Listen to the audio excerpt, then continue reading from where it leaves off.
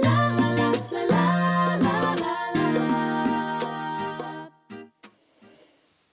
and welcome to Elizabeth's Craft Room, and today we're going to look at a beautiful stack of paper. Well, when I say stack, there were 48 sheets of this and this is what I have left. So you can see that I've really enjoyed using it, and you'll see some other projects made with it coming up on my blog. So you can go to elizabethscraftroom.blogspot.com because I have 3 posts a week go up there, and see some extra things that aren't on my YouTube channel if you're just watching me on YouTube. But I really wanted to show you with some of my last remaining pieces until I order some more, what I have done with this Wood Textures Designer Series paper stack.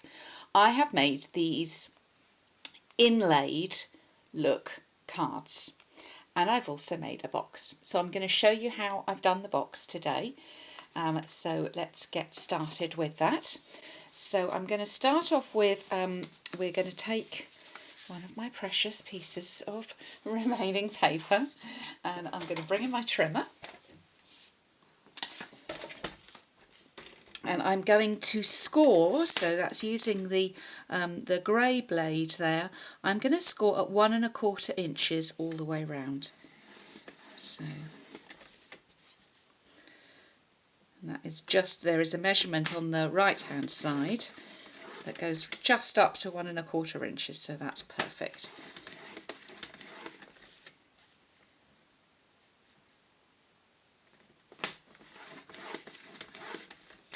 Now on my original I did actually make the bottom of the box out of the same Designer Series paper, but you've seen how little I've got left, so I'm going to go ahead and make the bottom of the box out of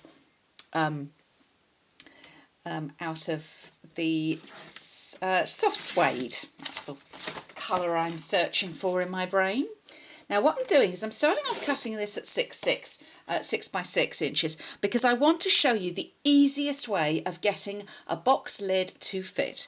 You need to take a tad off. Now when I say a tad, can you see on this piece comes out on my on here. So I've got another little line. It's about 1/8 of an inch, I would say, and I'm just taking, there you go, I can measure and tell you, yeah, that's 1/8 of an inch. I am taking 1/8 of an inch off on 2 sides, like that. So that is the bottom piece of the box. Now I'm going to go ahead and, just as I did before, I'm going to score at 1 1/4 inches all the way around. Now by taking that little extra piece off, that is going to make all the difference and make my box fit together. And I'm just going to go ahead and do that now. So I'm going to take a little tiny V shape out of the score line going up to where it crosses the other score, and that's going to give me a nice neat finish when I fold my box together.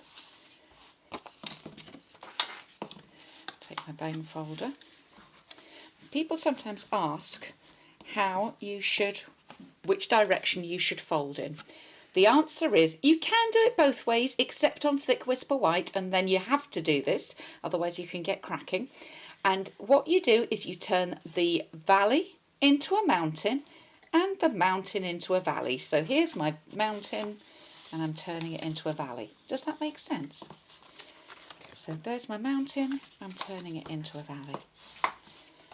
And there's my valley, I'm turning it into a mountain. That's the way to remember it. Okay.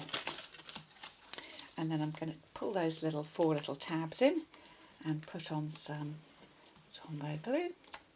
Oops. And pinch those pieces together.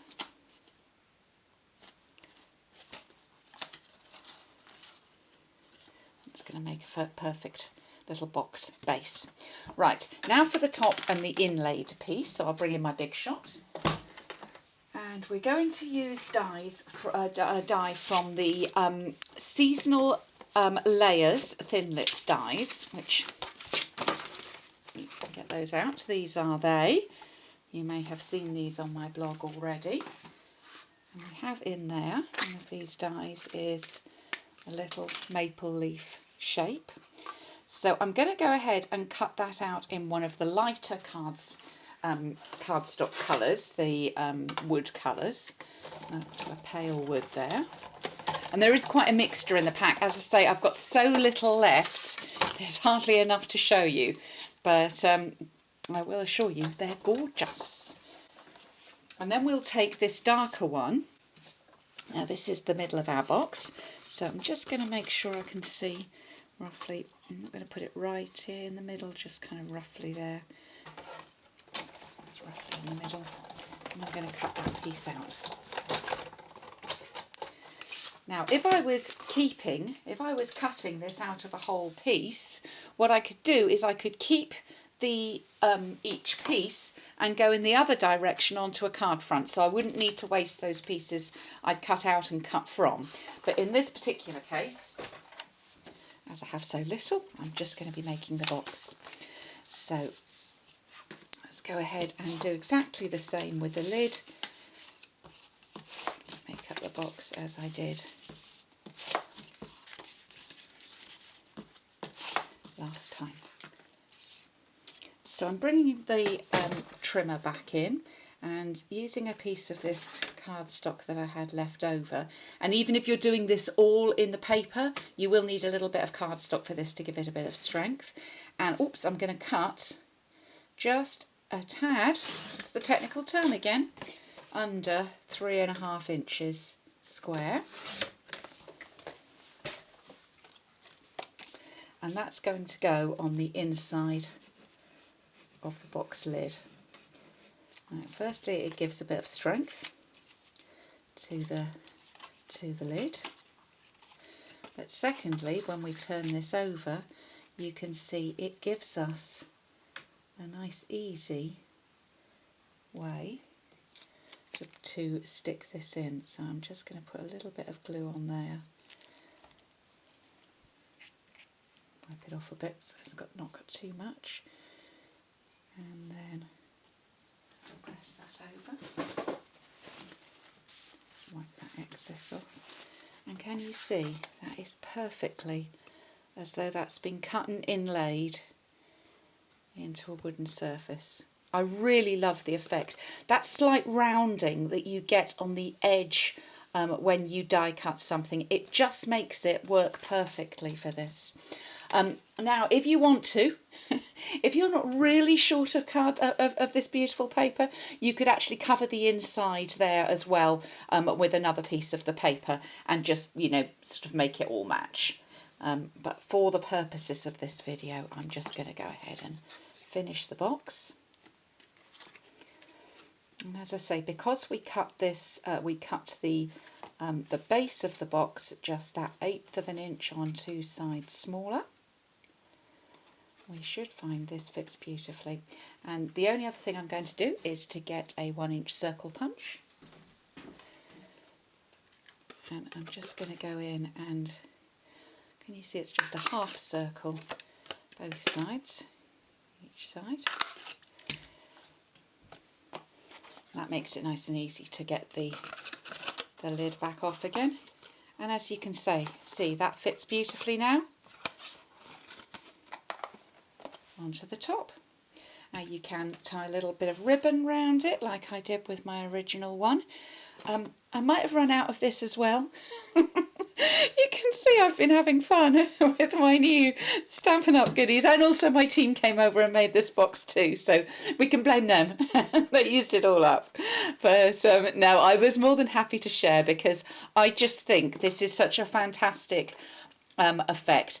As I said, here's another one that's done with it, the You Make Me Smile, and more of that ribbon. Let me tell you what that is. That ribbon it's on page 199 of the catalogue, and it is the 1/4 inch copper trim. You get 4.5 metres of that for £5.50, and it's really pretty coppery ribbon. But oh my goodness, we have so much more ribbon this year. your problem is going to be choosing. Look, we've got gingham again. I do love a bit of gingham ribbon. Anyway, that was what that ribbon is. The You Make Me Smile comes from the colourful season stamp set, which coordinates with the die that cut this one out, and that is a bundle. You can find the details down at the bottom on my blog, or if you go to my YouTube channel, there's some links to take you straight to my online store or straight to my blog, and you can have a look from there. Okay, well, thank you very much for visiting Elizabeth's craft room today and helping me use up some of my last pieces of the Wood Textures Designer Series paper. I know you're going to love it if you get it, so have fun with it, show me what you make, and as I say, I have lots more projects using this wood paper coming up on my blog soon. Thanks for visiting Elizabeth's craft room today, and I look forward to welcoming you back again soon.